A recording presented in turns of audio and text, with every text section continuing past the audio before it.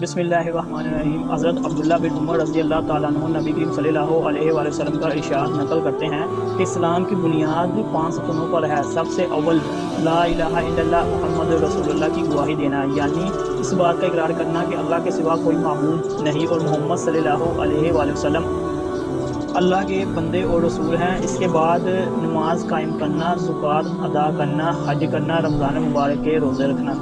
میرے بھائیو دوستوں بزرگوں، سب سے پہلے ہمیں جو ہے اسلام میں سکھایا کیا جاتا ہے کہ لا الہ الا اللہ کی بنیاد کو مضبوط کرنا، کہ یہ جہاں سے ہوتا ہوا ہمیں نظر آ رہا ہے یہاں سے نہیں ہو رہا، یہ کرنے والی ذات اللہ رب العزت کی ذات ہے، یہ اللہ کے خزانوں سے ہو رہا ہے۔ اگر ہم جو ہے ایک درخت پہ دیکھتے ہیں کہ آم جو ہے وہاں پہ جو ہے اگتا ہے، اور دیکھتے ہیں اگر ہم زمین کو کھود کے دیکھیں تو زمین کے اندر سے یہ آم نہیں نکل رہا، یہ اللہ کے غیبی خزانوں سے آ رہا ہے۔ اور اگر ہم زمین کو سارا کھود کے دیکھیں اس کے اندر سے کچھ بھی نہیں نکلتا۔ اسی طرح ہم جو ہے کھجور کے درخت کو دیکھ لیں تو میرے بھائیو دوستوں بزرگوں، ہم جو ہے اسی طرح جو ہے گائے بھینس کو دیکھ لیں، اگر ہم جو ہے اس کے پیڑ کو چیر کے دیکھیں تو اس کے اندر سے دودھ نہیں نکلے گا۔ میرے بھائیو دوستوں بزرگوں، یہ جو ہے اللہ کی قدرت سے آ رہا ہے۔ میرے بھائیو دوستوں بزرگوں، اسی طرح جو ہے ہر کام میں جو ہے اللہ کی وحدانیت کو پہچاننا اور وہ جو ہے اس کے ساتھ کسی کو شریک نہ ٹھہرانا۔